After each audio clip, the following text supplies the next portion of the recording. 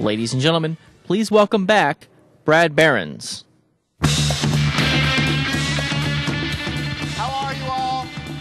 Andrew, I think we have the wrong slides geared up. We're going to be starting with Manny Anekal. I'm just looking at the confidence monitor down below. Thank you all so much. You're all, come on in, grab your lunch. We got plenty of room. Let's make room for people. So, if you're one of those aisle blockers, then, try to let them squeeze by. We have we've done a lot of interesting new things here at this AdTech San Francisco that we've never done before. One of them, we did AdTech Inspire, which you might have seen on YouTube on Monday. We've done the Startup Spotlights, which are continuing to go on. We'll have another one after this keynote session. And we're also doing something where we've never done 3 mini keynotes back to back. But we have such an exciting and transformative time that's happening in this industry, happening online, happening in the digital ecosystem, that we thought we wanted to really drive home that we are, as I think I said earlier, we're all pioneers, and we're engineers, and we're dreamers, and we're revolutionaries, and we're trying to figure it all out. And so we wanted to give you 3 big ideas as we close the main stage and then kick you back out to the last few hours of the conference and, of course, to the expo. And the joint is jumping down there. So we are going to start off with Manny Anekal. He is the Director of Brand Advertising for Zynga. Before that, he directed ad operations for Electronic Arts. He's worked at Microsoft. He's the guy who figures out how brands can play in the incredible economy and culture that's growing up around Zynga's games. So let's give a big welcome to Manny Anekal. Thanks, Brad. Thanks, Brad. Good afternoon, everybody. Before I begin, just a quick round of hands. Who here has played Farmville or Cityville before? Wow, that's fantastic. Who here plays a couple times a week or on a daily basis? All right, not too bad. Who here has broken their finger playing Cityville? I'm kidding. Cityville causes no harm. There was a separate injury. I could talk about it later. So it's a pleasure to be here, and it's an honor to speak on Zynga's behalf. I've broken my presentation into 3 different parts. The first is to talk about who Zynga is, where we've come from, speak to our growth.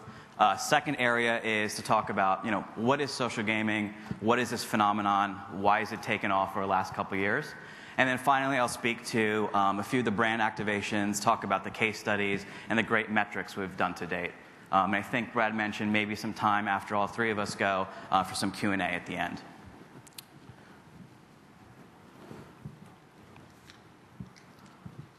Great. So the motto and mission for us at Zynga, it really comes from the top, from Mark Pincus, our CEO, is to help the world connect through gaming.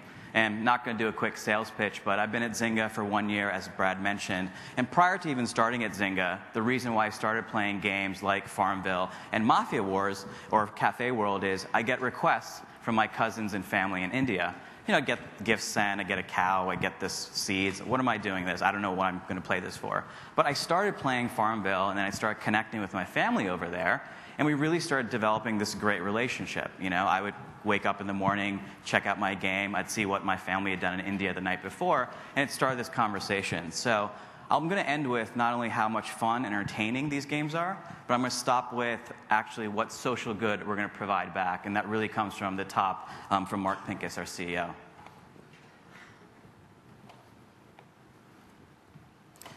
So right now, across Zynga's network, we have north of 250 monthly active users. I just want to restate that number. Almost 250 million people every single month play Zynga's games. We're super happy with that growth. I'm going to talk about a couple of reasons why we've seen that spectacular growth to date, and how we're going to maintain that moving forward. As I mentioned, we're a global company with global reach. I'll talk about our acquisitions and our partnerships very, very soon. But starting from the west and going east, we have our headquarters based in San Francisco, offices in Zynga LA. We have 3 offices and studios right now in Texas. Most recently, an acquisition for New Toy, which makes a great game, Words with Friends. Super, super happy to have them part of the Zynga family. Moving over to Europe and Asia, a company called Dextrose we purchased, which became Zynga Germany. We acquired a company in Beijing, as well as Japan, and a large, large studio in India as well. So global audience and a global company as well, with over a dozen offices around the world. In terms of scale, if you look at where Zynga was in April 2009, we're relatively equal to the next two social gaming companies. The first was Playdom, which was acquired by Disney, and the second was Playfish, which was acquired by Electronic Arts. If you look at where Zynga ended up last year, we have 57 million daily active users, which makes us as large as the next 44 social gaming companies combined. So clearly we're the leader in this space, very, very happy with that fact, and want to continue to hold our market share moving forward. If you look at where we are on Facebook, the latest data shows that Zynga has the top 6 games on Facebook and 7 out of the top 10. What I'd like to point out is the #1 game currently on Facebook, which is Cityville, which has almost 90 million monthly active users, only launched in December of last year. So for us to get a game from 0 to 90 in a very, very short amount of time really speaks to the power of the Zynga platform, which brands and marketers are obviously happy to dive into. Furthermore, it speaks about how we do a lot of great cross-promotion inside of our games. Play something inside Farmville, you'll get something inside Cityville. Play something inside Mafia Wars, you'll get something back in Cafe. And we'll talk about how brands are looking to do that as well.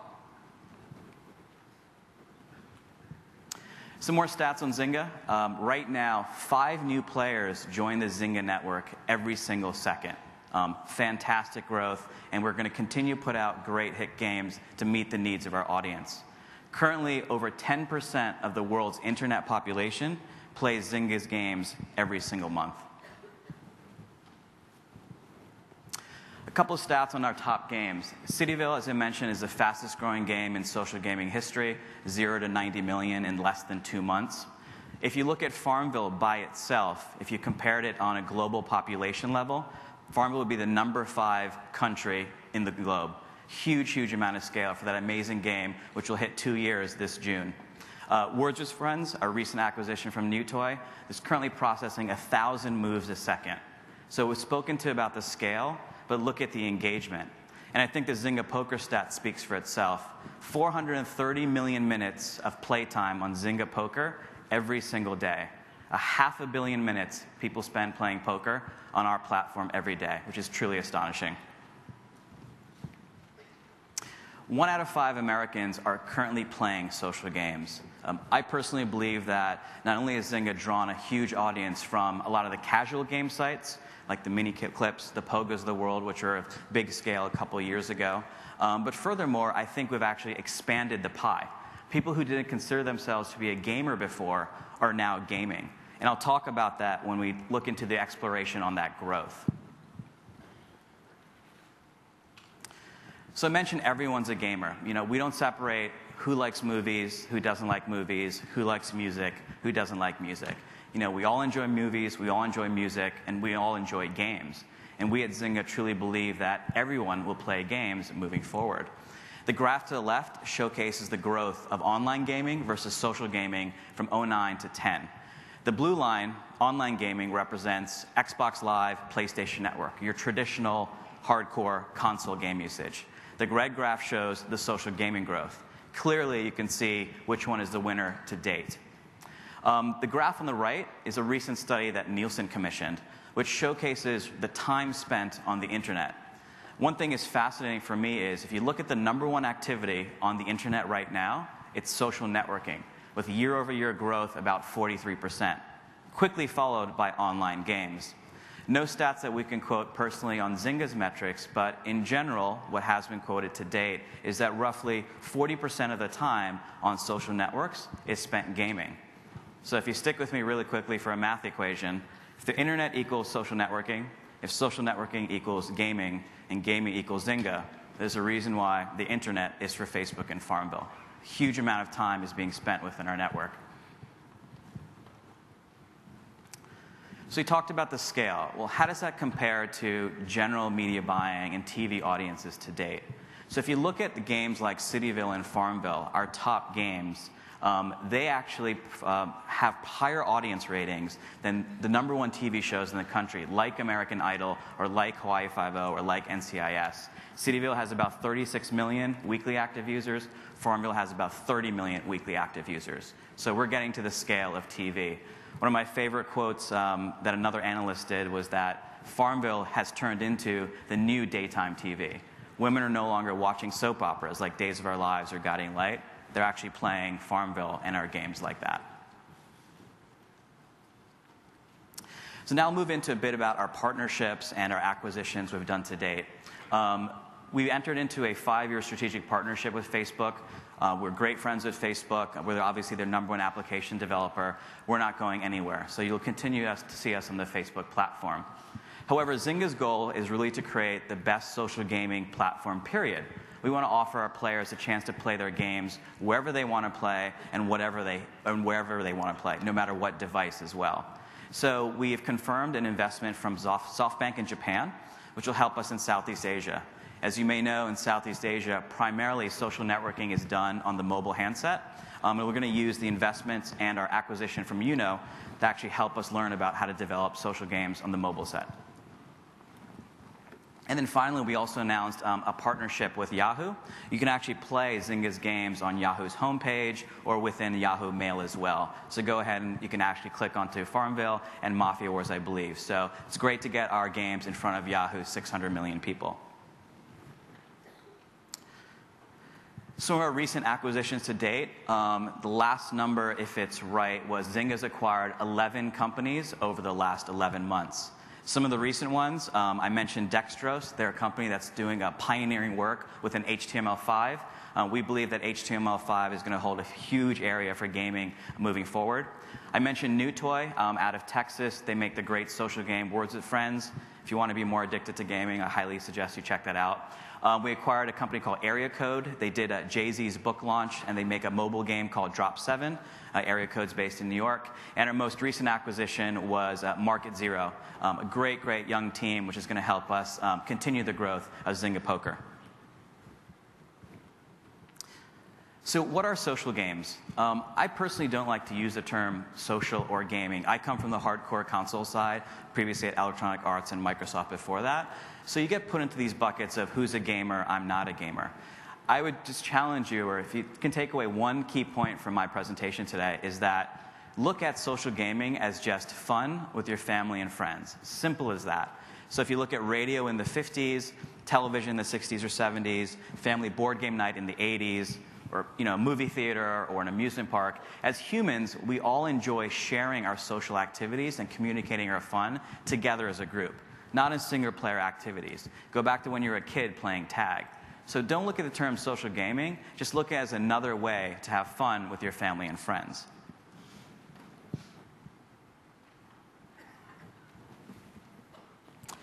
So why has social gaming exploded over the last 3.5 years? To the left is the Halo instruction manual. I'm a huge FPS fan. I love Halo. I've tried to get my mom to play Halo with me. She will not play Halo with me because it's 18 buttons, and I've even forgot what right trigger does. So it's very, very difficult to play some of the hardcore console games. If you can use a mouse, you can play every single one of our games. And I'm fairly confident every single person in here can use a mouse. We have no instruction manuals. Our game demos are less than 3 minutes long. And you can actually pick up and learn to play in that short amount of time. So that's the first reason that's fueled this growth. The second is our games are social. That's my Farmville neighbor bar. So John, Jacob, Greg are my workmates. Danny, Marcy, Sarah are my friends. They're all helping me play together. They're sending me gifts. They're fertilizing my farm. They're helping me advance in the games. And it's a true social activity.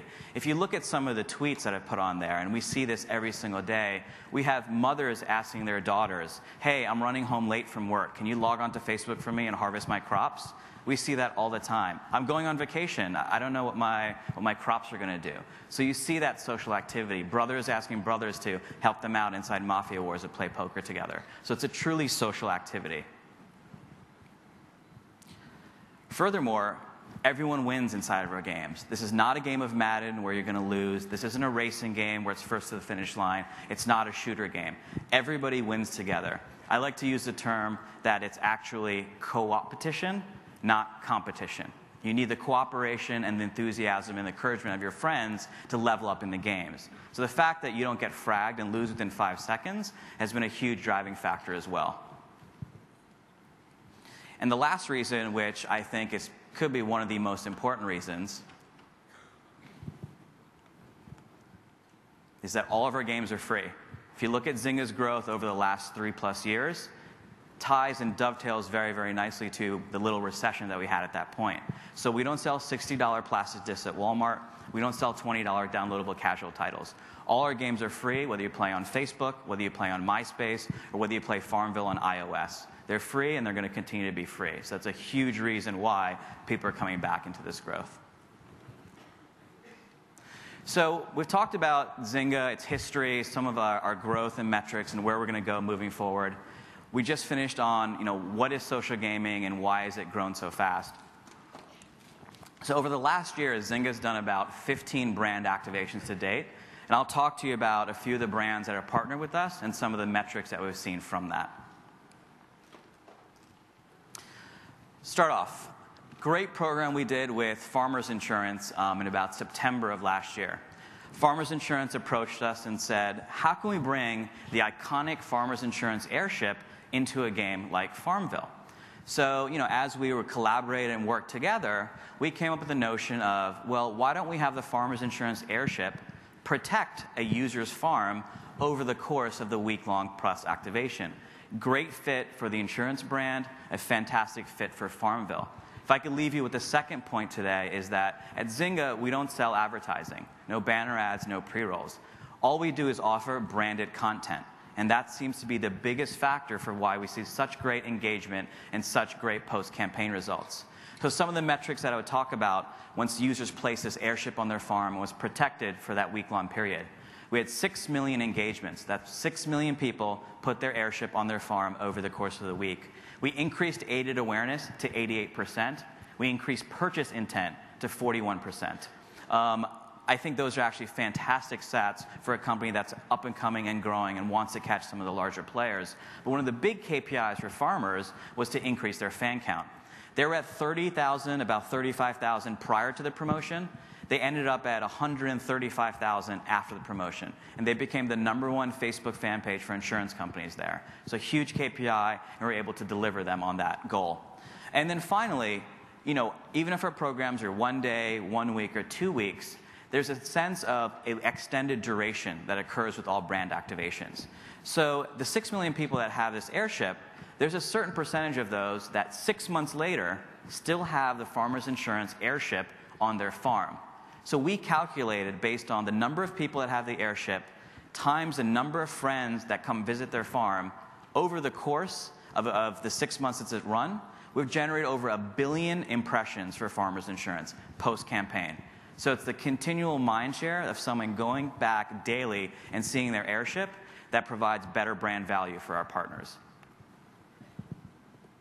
Second program we did was for Paramount's Megamind. Megamind was the Brad Pitt movie that came out in fall of last year.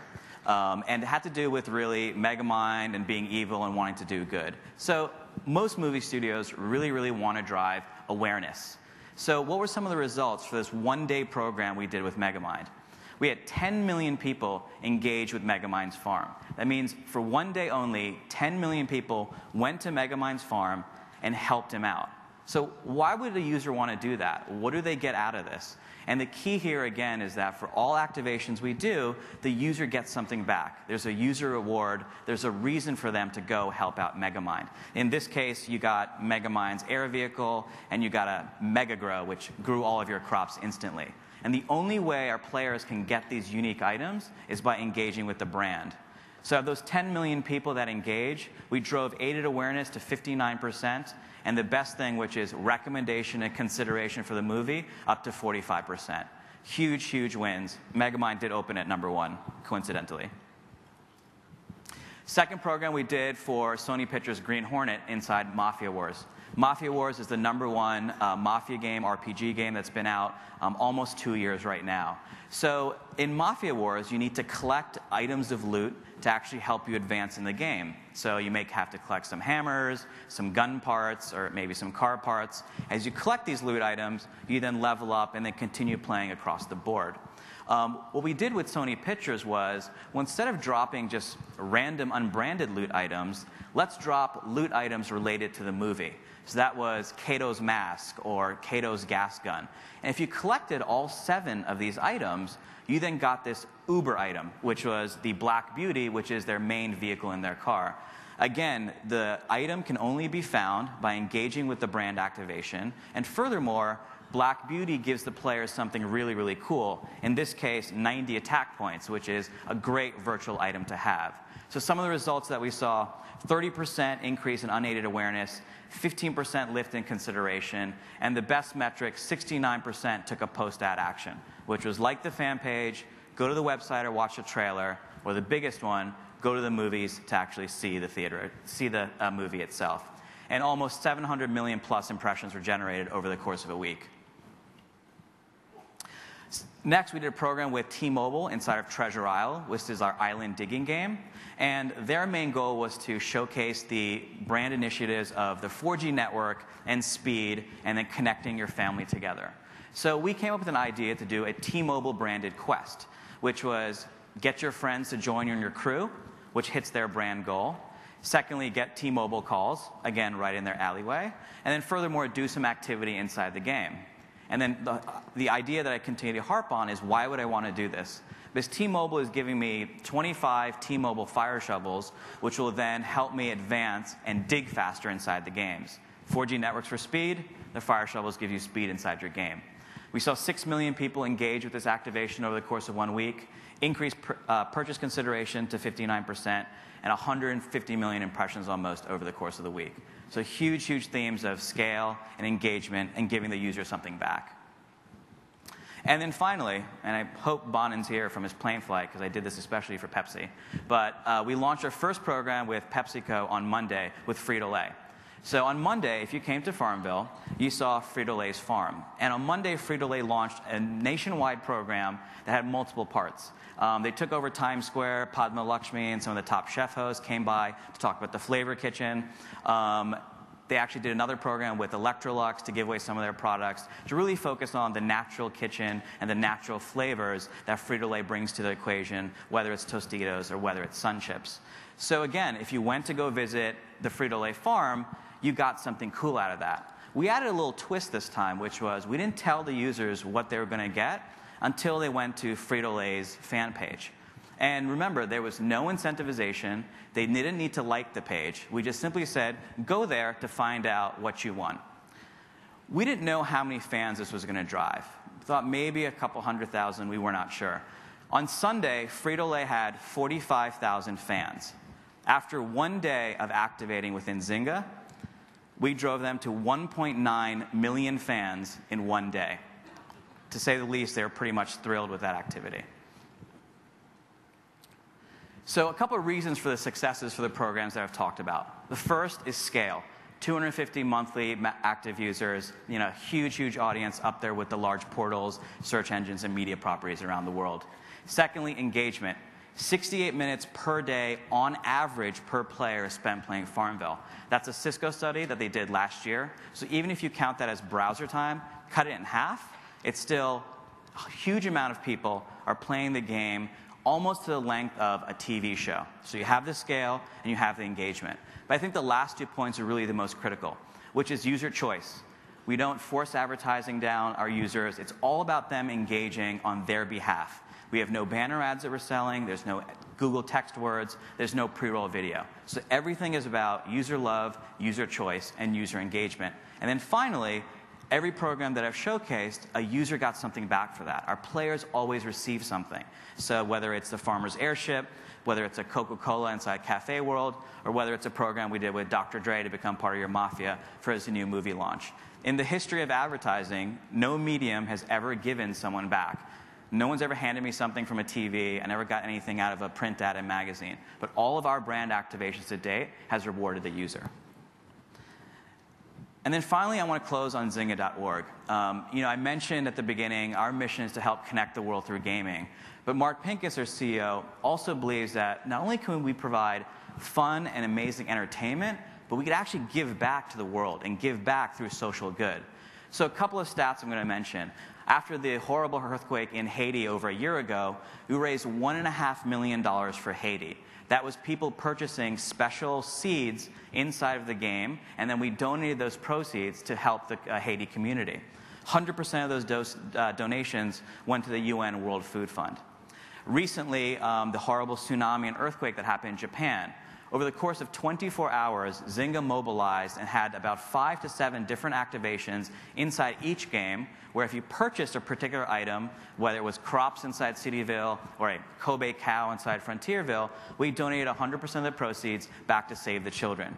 We've raised over $3 million for Japan to date, a huge, huge amount, and we're glad to help them out. And then finally, the last stat is since Zynga's org's been around, we've raised over $10 million for the various programs I just talked about, in addition to almost $800,000 for the Benioff Children's Hospital. So the end point is, it's great to make games, it's great to make fun, but we're giving back as well. So I want to leave on that point. Thank you so much for your time. That was wonderful. No, come back. I have one question for you. We're going to have all three of our speakers up out in the audience after the end of the session. But here's one question for you, which is, so think back to your Electronic Arts days and the movie studios and brands. It's a lot of lead time to get involved with a console game.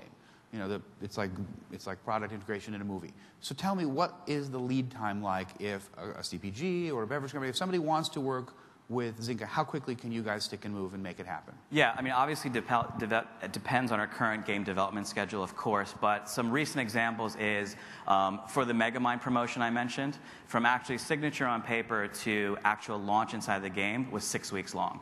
So we like to say we move at Zynga speed for everything that we do, and we move at Zynga speed for our brand activations to date. So you don't need to wait 1 year for the console game to be shipped. All our games are online and 100% connected, so we're able to get brands up very, very quickly. That's a great answer. Thank you. Big round for Manny. Anekal, please. Thank you. So it used to be that when you went online, you were going into the land of Narnia, right? The internet didn't have a real correlation with your life, with the stores near you. You were going to e-commerce, you were going online. Ariana Huffington this morning talked about the growth of local. We've had a lot of programming about location-based services, about gating with mobile. And our next speaker, John Bax, is the CFO of LivingSocial, which is transforming local commerce online. He has a profound history with retail. He was the CFO of Walmart.com. He really understands what's going on all levels of this, and we've invited him today. He was introduced to us by Samantha Ski of Recycle Bank on our advisory board. I'm very pleased that he's able to join us here at AdTech. Please welcome John Bax. Thank you. Brad tells me that I may be the first guy ever with an F in his title to speak at AdTech. So hopefully I won't talk too much about numbers and dollars and those sorts of things, and hopefully I'll be able to give you some information that you can use and to try to understand how we look at local commerce. So I want to talk about how we look at the 4 pillars of local commerce, and it's going to seem a little redundant to talk about local commerce and say that 2 of the pillars are commerce and local, but bear with me. So from a commerce perspective, we think that the best way to deliver value to a local merchant is to actually have a commerce engine, meaning that you have credit cards on file, meaning that people do business with you, they transact with you, and you know you have that end-to-end relationship. So we have millions of credit cards on file. When a customer does business with us, we know that that ad unit worked because they actually clicked through. Not only did they click through, but they actually purchased from us. The second pillar we like to talk about is the local aspect of it. And it seems odd, but one thing that we learned is that local ad units are actually sold best locally. So it really came as a shock to a lot of people, but if you actually get in front of the merchant and make eye-to-eye contact with him, you can structure better offers, you can structure better deals, you can structure better things that work for that merchant, work for us as well, and work for the consumer. And by having a local sales force, having people down on the street, boots in the street, which we do in every single city that we deploy in, you strike deals that work for the consumer, work for the merchant, work for LivingSocial as well, and ones that generate repeat business. Every single town that we deploy to, even Lubbock, Texas, we have a couple of sales reps in the field, and we think that that is critical to really making it work. Social aspects, we're going to talk a little bit more about that. I'm going to give you some examples in a little bit. We measure every deal we have a quality score depending on how many people will forward it to a friend, how many people will tweet about it, how many people will share it on Facebook. And when we do that, we know that that deal is going to do better. We know that when people share it with their friends, that deal is going to sell better, and we're going to provide a better offer for that merchant. And then finally, we're going to talk a little bit about mobile. And you know, you guys see the stats. Everybody knows that mobile's growing. Everybody knows that you need to have a mobile strategy. Almost by definition, when you're shopping locally, you're out and about. You're out of your house, and you're physically out. And to get those sort of impulse buys, you really have to have a mobile presence. And that's evolving. Not everybody has a smartphone. You guys have seen the stats. But there's a lot to be done in that, and we're going to touch on that just a little bit. There's 4 takeaways that I'd like to leave you with as well, and I'm going to try to work all these in as I go through a couple of case studies. The first thing that this is about is one thing we've learned is that it's not just about demand fulfillment, it's about demand generation. So if somebody goes online and searches for Molly Hatchet, you know that they're looking for a Molly Hatchet shirt, or you know they're looking for a Molly Hatchet CD. You know that that's what they're interested in. You know it, they know it, we all know it. But we put a lot of things in front of consumers that they didn't know they want until we put it in front of them. And it has that sort of serendipity to it. It has a sort of surprise and delight where they buy things that they didn't know that they wanted. They're very happy with it once they bought it. It would provide a great experience. But it's not something that they necessarily know that they wanted until we generated that demand. Secondly, this is additive to the local advertising market. And a lot of people say, okay, so the local ad market, I've seen numbers that it's $75 billion, or I've seen numbers that it's $100 billion. And everybody says, well, what's the share that LivingSocial and those guys in Chicago, what's the share that they're taking of that? And everybody wants to calculate, well, where's it coming from? Is it coming off of radio or TV or classifieds or yellow pages or you know, the newspapers? And I'm going to give you some examples where we know this is additive. I'm not going to say that every dollar is additive, but we're pretty sure that a lot of the volume we do adds to the local ad market and adds dollars to it. I'm sure it cannibalizes some, but we believe that by and large the majority of this is new dollars. Secondly, or third, this is truly measurable performance marketing. So in a traditional environment, you know how many emails you send, you know what the click-throughs are, you know what the open rate is, you know what the conversion rate. This is one where you can actually know when the person went and redeemed the coupon, the voucher. You know when they went, and we have a feedback loop, and I'll show you an example of, to where you actually get feedback from the consumer after they've redeemed. So they give anonymous feedback about how they think about the merchant, how often they visit, whether they would bring a friend, those sorts of things. And then finally, number 4, and this is really important for local merchants, is that you get this sort of predictability and certainty of demand. And I'm going to give you an example of a bed and breakfast that we ran out in Virginia, that they were able to fill up almost 2 years' worth of capacity with a deal that they did with us. And they got paid within 15 days, by the way. And they have certainty of demand. They know when people are going to come. They sold weekends different than weeknights. And they have this certainty in their business that they know how they can staff. They know how they can hire to, and they know how to structure their business. So let me give you an example. This is a deal. This is an offer that we ran in Washington, D.C. I think it was about 2 months ago for a skydiving school. So over 3,700 people bought this offer.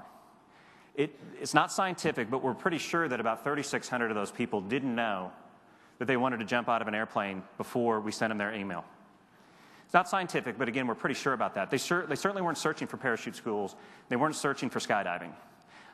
We generated $550,000 of shared revenue.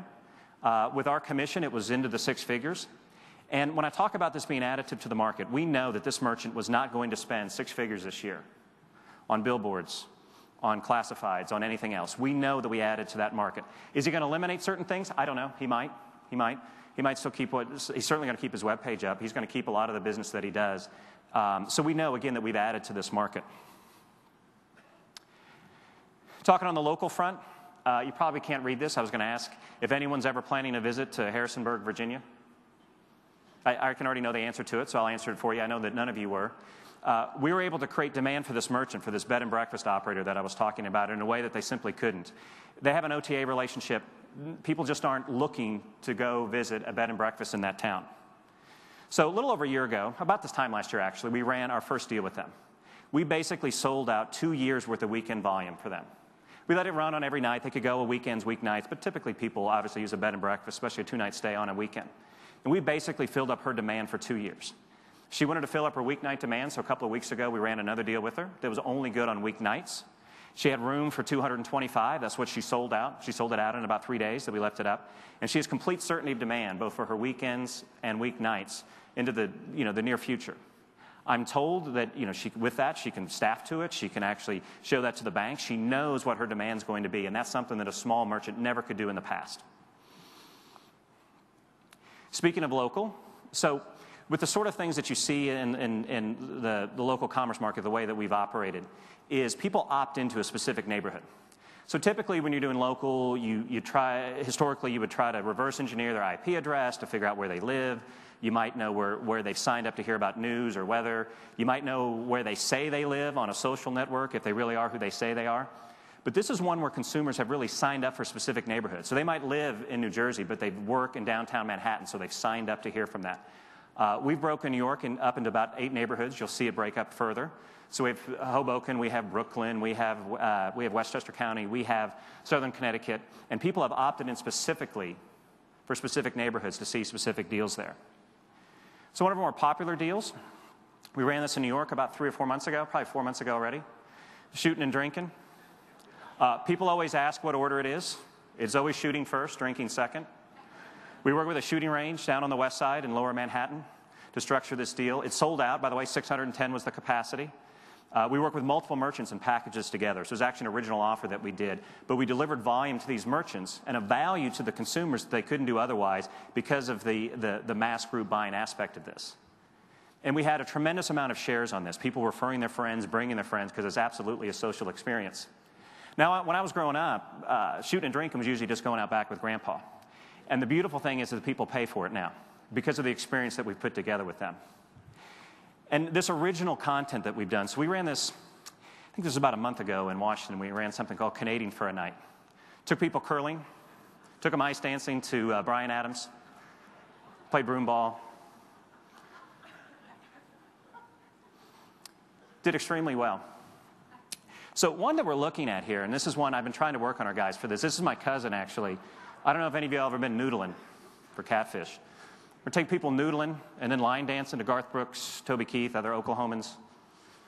Actually, this is not serious. They told me that there's no catfish in the East River, so I had to back off of this. But we have put together original content, original things that we package for the local merchant. This year, we'll send out hundreds of millions of emails that are going to have tens of millions of both opens and click-throughs on specific deals, specific experiences in those markets. We've hired close to 300 people that are live in 29 markets to do these sorts of deals locally. Again, working with local merchants, sold locally, packaged locally, but an experience that we're able to standardize out of the home office. Onto the social aspect. So I know probably most of you read about the Amazon gift card deal that we did a couple of months ago. So at the peak, and actually the peak, this was the average for the day, we sold 80 cards a second. Over 40% of the purchases were via shares, via links. So we knew if somebody referred a friend, we knew if they posted on a Facebook, we knew that if they emailed it to somebody or if they tweeted it and somebody clicked through. So we sold about 500,000 of these cards were sold via links that somebody else shared. We could see the active sharing because we know exactly where they came from. And that sort of viral content and that sort of viral buzz was simply amazing for our business. With Fandango, we did this, I think, about a month ago. We sold 1 million. Sold 2 million movie tickets total. You got 2 with the deal. During that same period of time that we were live, 5.5 million people went to see movies. Now, these weren't exactly our people. They didn't necessarily go that day. But in a way, we sold about 1/3 of the movie tickets sold in the U.S. at that period of time. And it was the top trending topic on Twitter. And I used to say that's exposure you can't buy, and then somebody reminded me you actually can buy that. So I quit saying that. We make it very easy for the consumer to share it with their friends. So we have a Me Plus 3 where the deal is free for you if you share it. Our merchants have told us, and this is more anecdotal but somewhat scientific, that when somebody refers a friend, when they come in through this, when they've come in through a group, they're more likely to become repeat purchasers because it's something that they're proud of, it's something they referred their friend to. And so we've set it up in a way to make it very, very easy for them to refer their friends to this merchant and refer their friends to this particular deal. This is the buzz meter from Yahoo. So when we ran the Amazon deal, our buzz meter jumped by 59%. It had a sustained lift. We ran Fandango last month. This is a 51% lift that was sustained. Now, you see that on a microcosm for every deal that we run in a local market. It's not enough to register on the Yahoo buzz meter, but we know that when they're doing the searching, they're searching not just for LivingSocial, they're searching for LivingSocial plus that merchant. Amazon is obviously a very obvious one, and so people made a mark nationally, but we know that locally, people are searching on both us and that merchant when we run a deal. To see it at a local level, this is something we ran just last week in Northern Virginia. Didn't even run in the D.C. markets, a little bit. D.C. market's bigger, so we ran it in Northern Virginia. We sold close to 13,000 offers to this G Street fabric store. It was so popular, we held it over for another day, and we saw a tremendous amount of shares on that. And this scale is going to be relative that you see here. This is how what their number of tweets that they had. And eventually, essentially they had a very low baseline. They had a phenomenal number of people sharing this deal, referring people to it. The amount of press that this merchant got, the unpaid for press that this merchant received was just phenomenal, and that's from the social aspects of it. So talking about the mobile piece, this is something that we like to refer to as generating true foot traffic. Typically with an ad, if the consumer interacted with it, but you're never quite sure if they really crossed the door, crossed the threshold, and went into the merchant. We have a mobile product that we're testing in Washington, D.C. with local merchants. They can pick their time of day that they can run the ad. If they're a busy lunch crowd, they can run it only at dinner. If they have a high dinner crowd, they can run it only at lunch. We're going to do a big campaign on Friday. You'll probably read about it, but we'll have a major launch. When it's successful in D.C., we'll take it nationwide. But the thing that's important for the merchant is they get to pick real time whether to make this offer. So, our office is across the street from the Verizon Center. If a merchant wants to turn it off while the Caps are in town, or while if the Wizards in town, it wouldn't make a difference. But while the Caps are in town, they can turn the offer off because if they have plenty of business, they won't need it. But when they're slow, they can turn that offer on and drive people through the doors. And we actually know that they go through the door because we'll get that redemption. There'll be that scan. There'll be that redemption electronically inside that merchant. So we know that we actually generated traffic for them. When we do that, the consumer gets an email that allows them to give anonymous feedback on the merchant. We keep it simple so that we get a high repeat rate or high response rate. One of the more interesting ones I was told, there was a yoga studio that had carpet. And I don't do yoga. I didn't know how bad it would be. This is a hot yoga, by the way. And so the consumers hated the fact that this guy had carpet. And it was sweaty carpet, and they said it was nasty. But nobody told the merchant that. We got a ton of feedback on it. We were able to tell the merchant. He pulled out the carpet. He put in the pads and whatever it is that you should put into a hot yoga studio. And that's the sort of feedback that people were just embarrassed to actually give the merchant. But we're able to give that to them. And we found people are phenomenally honest when they know that they can give it when they can give it anonymously. A couple of things that I wanted to touch on is people ask if this is just about coupon clippers. And, even if it's a $99 spa treatment, it's still a $99 spa treatment. So when we've looked at our demographics, when we get that information, we way over-index on education, we way over-index on income. And again, these are people who are value-oriented, but they're still looking for values in their local market, and they're looking for values often for things that are higher ticket items. We launched an escapes business that does overnight hotels, typically without airfare, almost always without airfare. Launched that about 4 months ago, and we've moved about 200,000 room nights through our escapes deals. And those are the sorts of things that aren't necessarily for coupon clippers. This is a high-end travel. We've done destinations throughout the Caribbean and into Latin America that sell extremely well. Just last week, we did a water park and hotel in Phoenix and sold 5,400 for that. We sold 22,000 water park passes. And we just did this thing regionally. It's mostly what we call a staycation or nearcation. People drove there. They wouldn't fly there. But we filled up about 3% of this hotel's capacity in 1 week of running this deal. Another one that we get asked about a lot is how is this a fad, and how much are people repeating? So we took just did this last week. We took a look at the consumers that we had shopping with us a year ago. And at that point, about 5% of our people in this cohort had shopped with us at least what we call frequent, someone who's purchasing 5 times a year or more. A year later, nearly half of them were buying 5 times or more with us yearly. And the number of people that only bought from us once and we didn't see again was down to 20%. So 4 out of 5 people repeat, come back, and shop with our local commerce engine. And people also, we get asked a lot about what the size of this industry will eventually be. And again, I talked a little bit about the $75 to $100 billion ad industry for local advertising, and we think that this can be a lot bigger. If you go back to, say, 1996 or 1997, the number of people who'd bought a book online or considered buying a book online was probably in the mid-single digits in the U.S. And we know from our credit cards on file, we know how many credit cards on file our competitors have. The best we can tell, about 10 million Americans have bought a daily deal. And while that seems like a very large number, it's maybe 5% of the adult population in the U.S. Yet this is a product that would apply to everybody. Shops locally. Everybody does something locally. They may not be interested necessarily in Brazilian wax, but that's not what we show 365 days a year. And the breadth of offers that you're going to see in 365 days will apply to almost all consumers.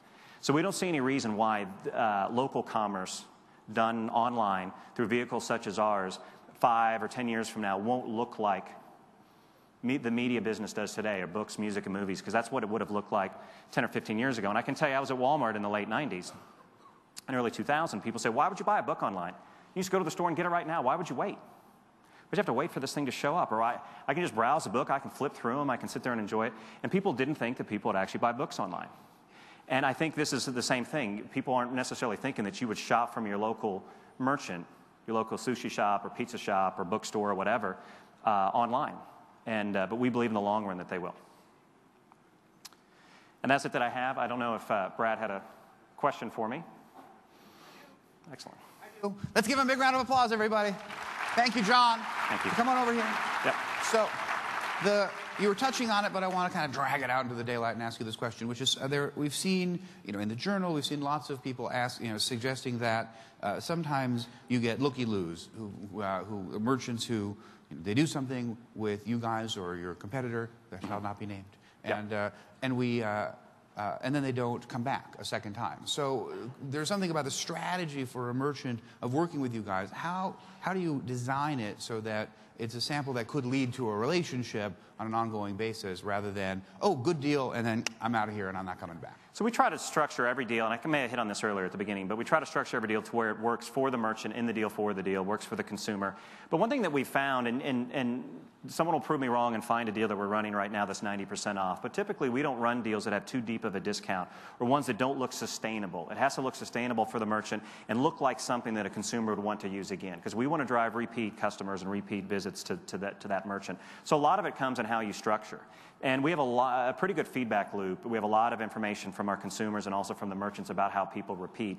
We're not quite ready to share it because a lot of it we're using internally, but we see a much higher repeat rate with that merchant than what people expect to see. The upsell rate is far higher than what gets published out there. So when people say, oh, they bought $25 worth of food or $50 worth for $25, the upsell is way over that $50, and we know that from the evidence we get from our merchants, because they know what the total spend is, what the total ring is when that voucher is redeemed. So again, a lot of it comes in structuring. I think it really helps to have that local sales force that's working with the merchant that understands his business and the type of consumers they're working for.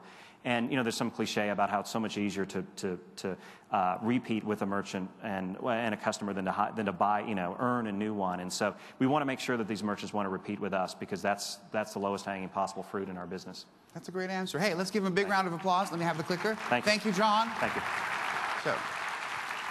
So we're about to bring to the stage a good and dear friend of mine who gets the Iron Man Award for speaking here at AdTech today, because he missed his flight this morning. He got onto a later flight. He landed, I think, less than an hour ago and whizzed here in a cab in order to be here with us today. And so there were moments when we were ready to abandon all hope, but he came through, and you're going to realize that it's with Bonin, it is always worth the wait. So he is the director of social media, director of digital media for PepsiCo. He is the co-author of the book Perspectives in Social Media. He's a truly brilliant man and a good friend of mine. Let's give a big round of applause for the last main stage speaker of AdTech San Francisco 2011, Mr. Bonin Bao. Thank you. Thank you. Thank you very much. Thank you, Brad. Yes, AdTech San Francisco. I am so excited to be here, first of all. And this man just stole my joke, because I was going to talk about the fact that I had just arrived here, so that's unfair. So now I'm starting off a little slower than I would have expected. But I am Bonin Bao. I am Global Head of Digital for PepsiCo. I love AdTech. I love it because I think the AdTech folks are amazing, so let's give them a big round of applause really quickly. But even more importantly, I love all of you guys because I feel like I'm at home with some of the brightest folks in digital, and so I'm excited to be able to be here to talk to you.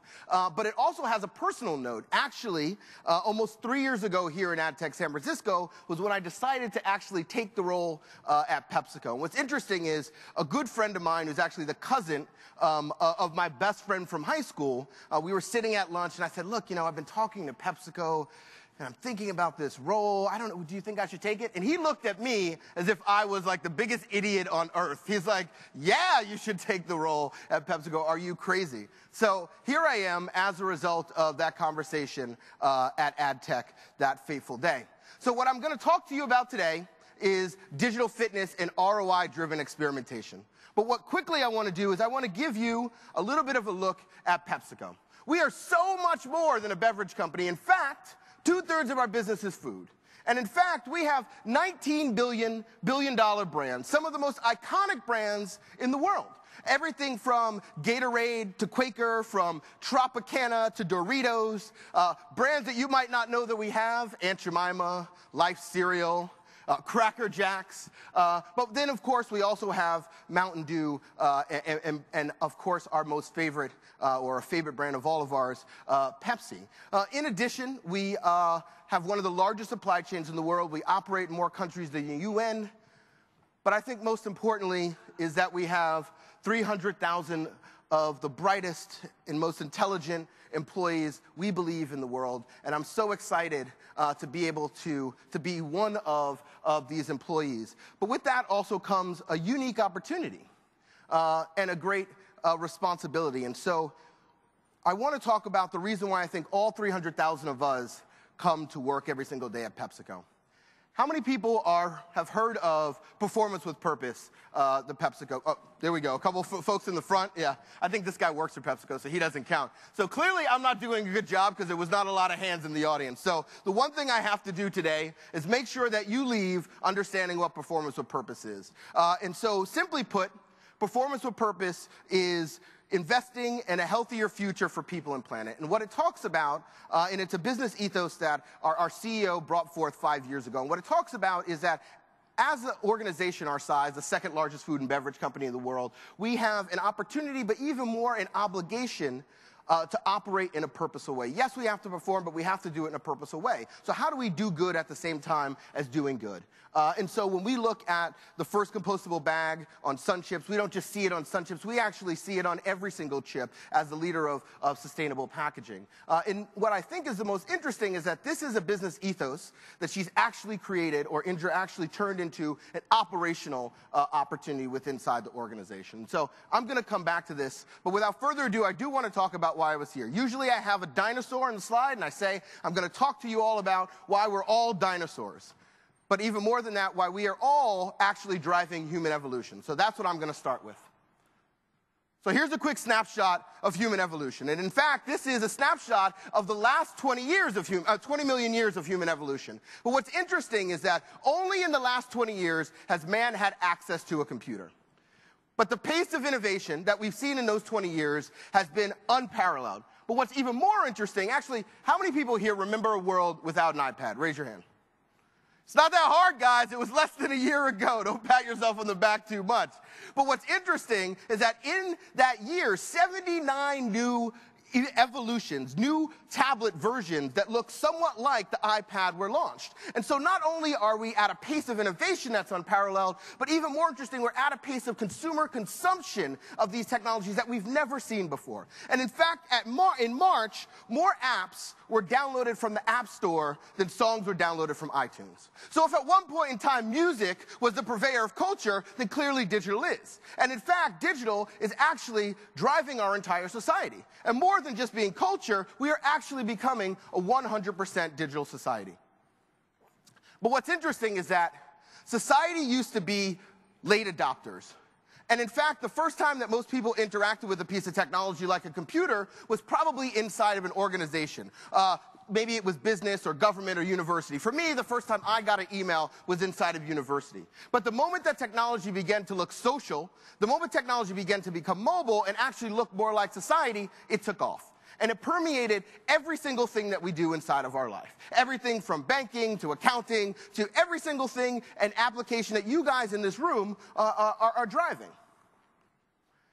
And what's interesting is that it's happened across generations. So it's not just the young or the old. And in fact, this is truly the firstborn digital generation. Everybody talks about, people are, wait, what? That's my app, right? Oh, nice, there you go. There you go, sir. What's the name of the app? There you go. I apologize. There was a conversation from the front. We will keep moving now, sir. Thank you, though. But what's interesting is that this is the truly firstborn digital generation. Everybody talks about millennials. Oh, millennials. Maybe I'm a little upset because my generation hasn't gotten anything. We're kind of squished in the middle, but that's okay. But this is the truly first generation that's born digital. What's interesting is that this is the generation where I saw a little girl. I was in the airport coming back from Social Media Week, and she walked up to a big 13-inch CRT screen, and she tried to touch it. Because to her, every single screen is a touch screen. She knows no different. David Pogue wrote an interesting post. He said, "I am so nervous that my son is becoming addicted to the iPad," which is cute and funny if it wasn't true. And when we look at societies that are 98% connected to the internet, like South Korea, they actually announce internet addiction as a real disease. 10% of their youth population is addicted to the internet, and 30% are at risk. It's so crazy that they sing songs in school about how to use the internet appropriately. They have banner ads posted around classrooms, just like I remember with your brain on drugs. And even the older generation, my 84-year-old father, the only way he talks to me is via text message. Maybe it's because he doesn't like me. I don't know what the situation is. He's afraid to talk to me. But that's how he talks to me. And in fact, so many grandparents will actually watch their grandkids grow up via FaceTime or Skype. And they'll will see their grandkids for the first time via FaceTime and Skype and watch their kids grow up via Facebook. But it even affects us in death. So a good friend of mine, her father passed away, and she was playing Scrabble with him on Facebook. Until this day, the Scrabble game asks her to have her father play his turn. What this is called is an issue called digital death. And what it talks about is as society faces 100% connectedness, what do we do with big issues such as mortality? What does it mean to have a Facebook page live as a memorial? What does it mean to have our data go on beyond us? I don't have to say anything, right? I mean, come on, ladies and gentlemen. First they beat us in chess, and now they beat us in Jeopardy. This is all that's all we have left. But what's so interesting is that it didn't just beat us because it outcalculated us or it outprocessed us. In fact, IBM set out to build a machine that thought just like us. So it actually outthought us. There's a great article that says, "Is Google making us stupid?" Anybody in here victim aside from me? Yes. And what it talks about is that every single technology that's changed the world has done so without us even knowing that we were being changed. And he talks about the clock, and he says, before the clock, I went to sleep when I wanted to, I woke up when I wanted to. After the clock, I ate at a certain time, I woke up at a certain time, I operated like clockwork. That's my robot. And he says that's a good robot, guys. And he says that he can no longer digest long-form content because the act of using Google has changed him in a way that he didn't even realize he was being changed. And when you look at brain scans about people reading a book versus using Google, we're actually using totally different sides of our brain. And so we might be being rewired. And other studies are showing that using multitasking and mobile devices in Google is actually as addictive as cocaine. There was a recent study that just got published 2 days ago in the UK where a kid said, I scratch like a crackhead when I'm away from my mobile device. So, crazy. So in fact, Twitter and Facebook might be a gateway drug, and there's some guy on the corner that's like, just give me 140 characters. I just need a status update. Just give me a status update.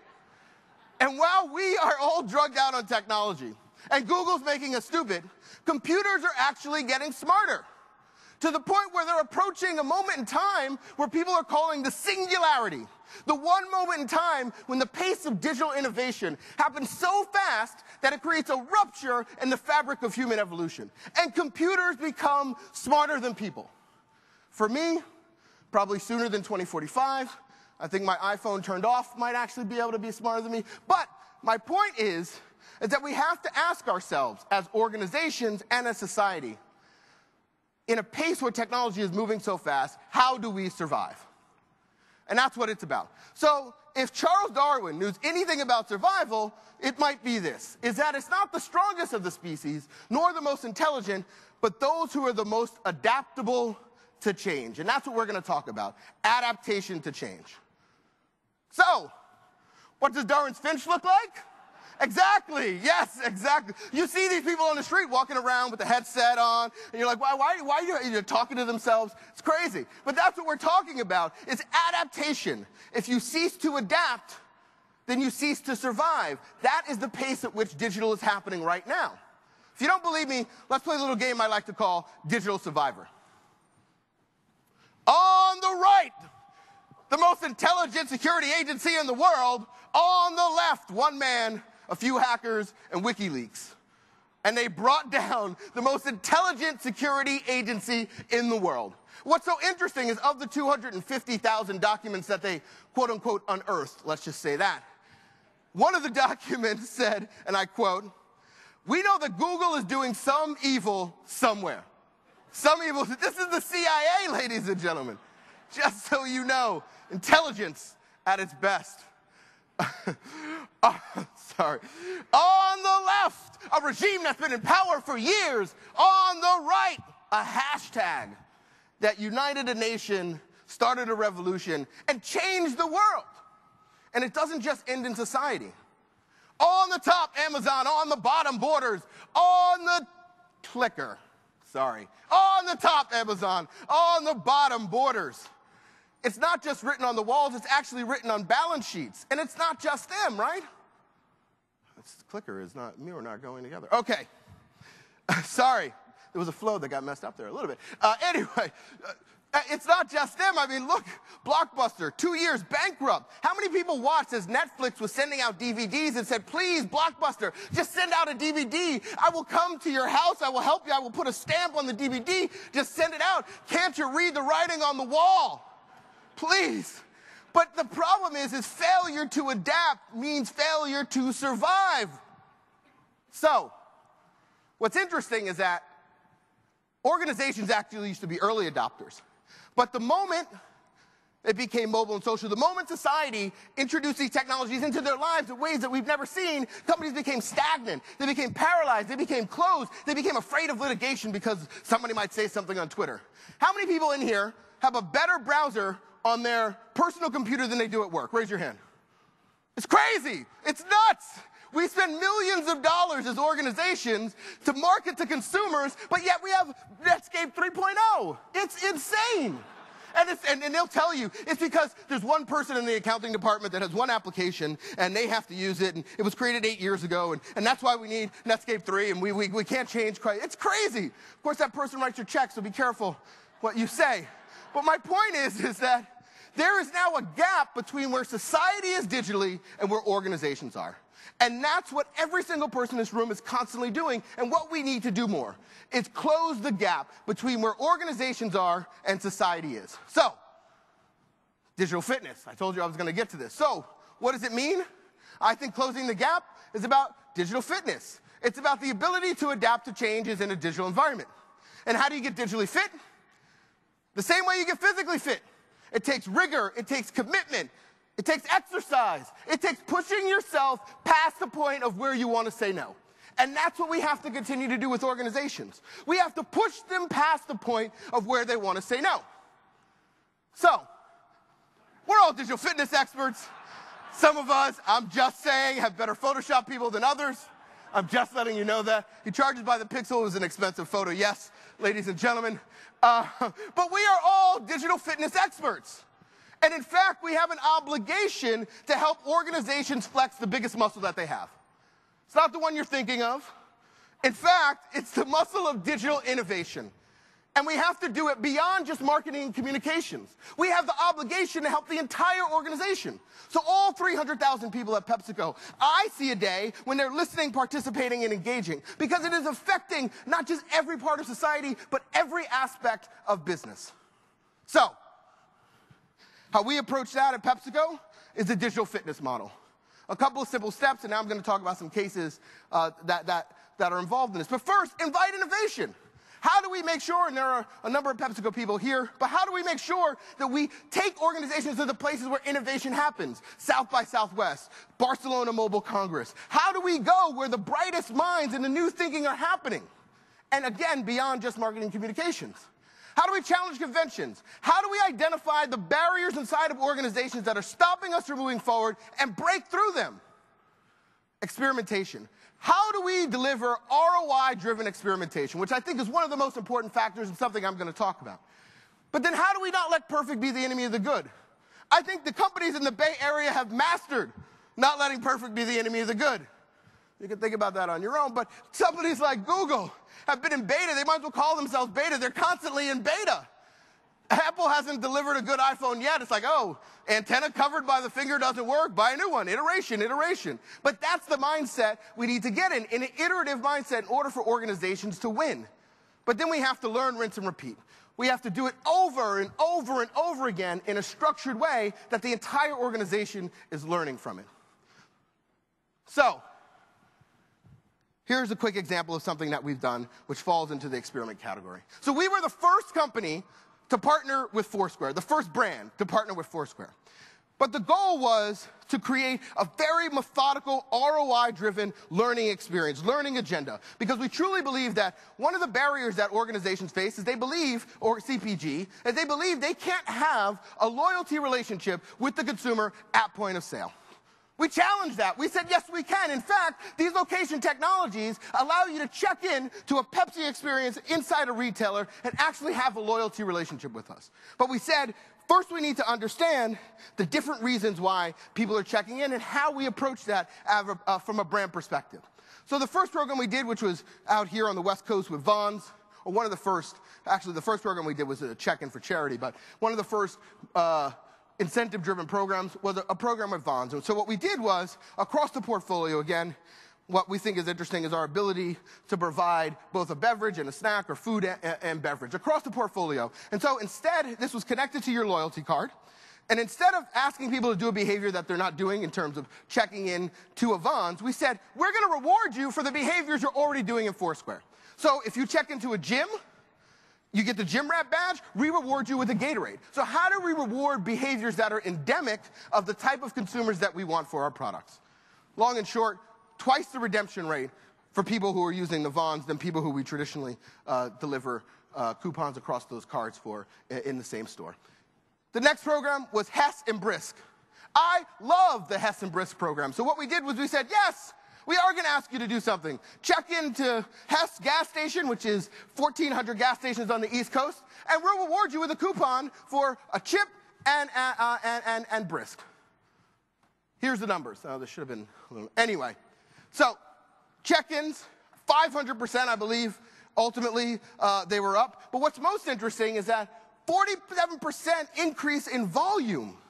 And what I think people fail to realize is that not only are these technologies now being consumed by people, but they also find it interesting as a part of culture. So people want to be in the cool and in the now. They want to be a Foursquare check-in person. And so we're treating them very similar to how we treat promotional items. And then we provide our scale to a platform that might not be considered scaled, which means point of sale, laminates on the window. So we provide our scale to bring these programs to life with emerging startups.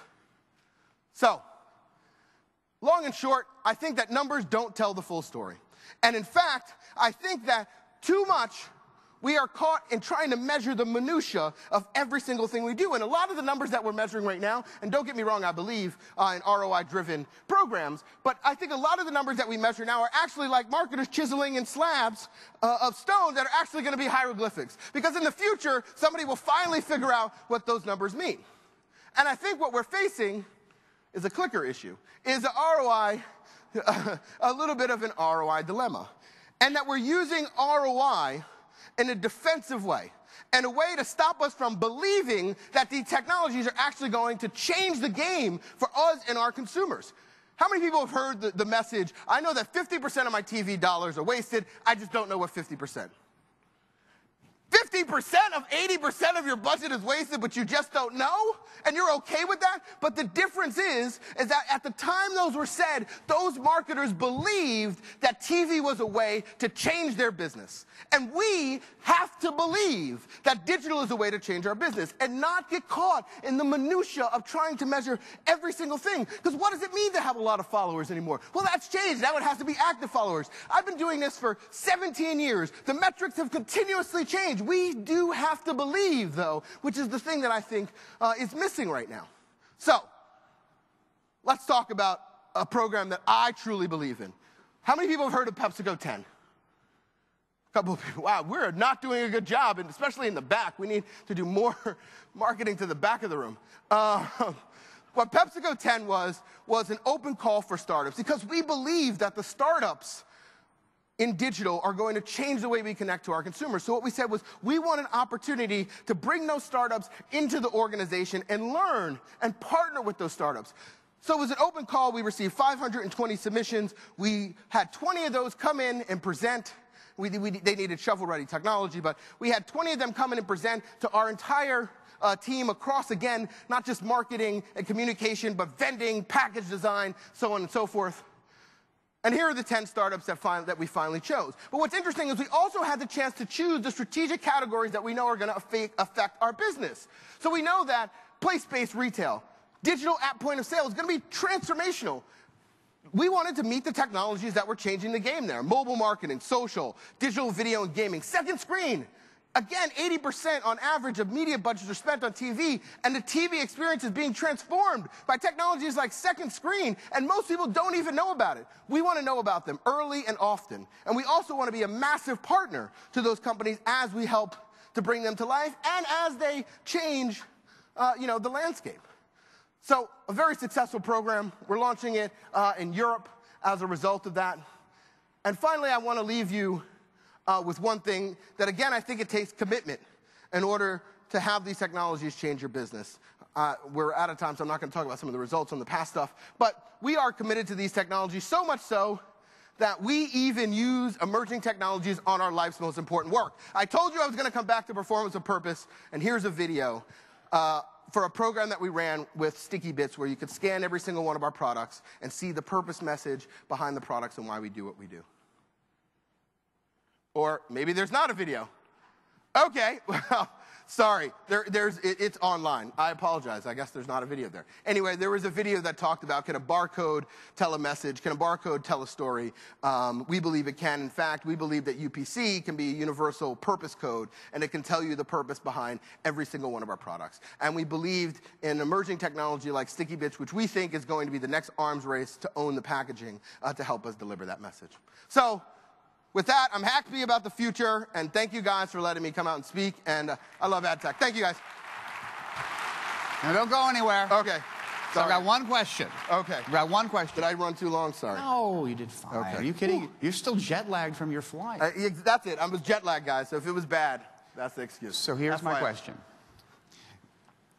You've got a ton of traditional marketers in PepsiCo who are not digitally fit.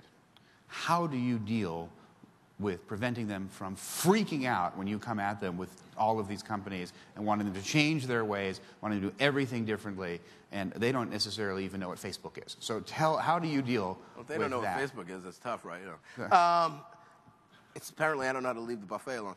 So it's okay. I think, so here's the first thing, is that one, I would say that I think that that's actually not actually representative of the culture of PepsiCo. And I actually, first, I think we have some of the best and brightest digital talent across the organization. And there's so many of us, and it's amazing. And I know a lot of you folks probably know those folks. But I also think that from the senior levels all the way down at PepsiCo, we are committed to, Keep going. Oh, we are committed to driving digital across every single level of the organization. And so I would almost argue that there are very few marketers inside the organization that are afraid of digital technology. Now, are they themselves maybe as digitally fit as I might be in that photo? No. But what they all are, they are excited because they don't see this as a fear factor. They see this as a unique opportunity to change the way we connect with consumers. And I'll give you an example. In a region, I can't tell the specific region, we looked around and we realized that we could deliver 10% share of voice against our competitors if we spent every single dollar on TV. And that's what we had been doing in that region for a little bit of time. So instead, we looked and said, you know what? If we spend 45% of our marketing budget on digital, we can own 90% share of voice. So they did that. And it's right at the business, equity scores are up, and everybody's happy. So I think that our marketers are really looking at this as an opportunity to transform the way they engage with consumers, more so than they're afraid of it. Well, then that's a fabulous answer. Let's give Monan a big round of applause. Guys, come on up on stage. I want to give all three of our keynoters this afternoon a big thank you for a wonderful close to the main stage sessions here. Gentlemen, thank you so very much. Can we please give them one round of applause? They're going to stay up here. They're going to stay up here if you've got questions. We're going to break now. The expo floor is still open. We've got a session starting in 12 minutes. I'm very grateful to all for showing up to this session and to AdTech San Francisco 2011. Thank you so very much.